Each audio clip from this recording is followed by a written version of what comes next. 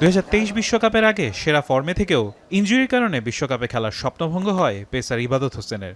এরপর অস্ত্রোপচার, দীর্ঘ পুনর্বাসন আর ছন্দে ফেরার লড়াই।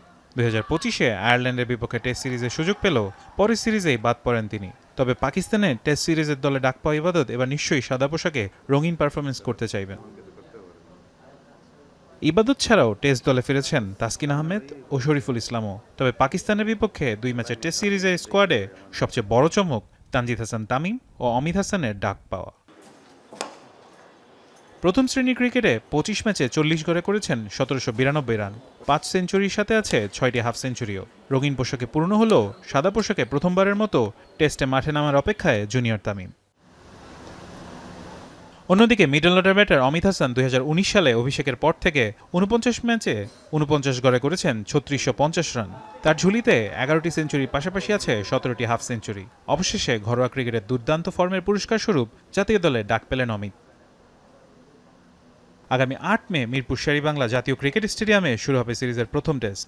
দ্বিতীয় টেস্ট 16 মে সিলেট আন্তর্জাতিক ক্রিকেট স্টেডিয়ামে। এই 2 ম্যাচই আইসিসি টেস্ট চ্যাম্পিয়নশিপ 2025 থেকে 2027 চক্রের অন্তর্ভুক্ত।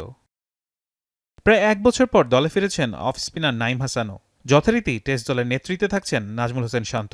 অলরাউন্ডার মেহেদী হাসান মিরাজ থাকবেন ডেপুটির দায়িত্বে।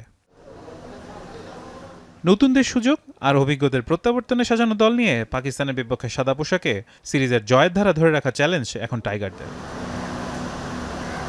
ফারহান ইহসান, এখন, ঢাকা।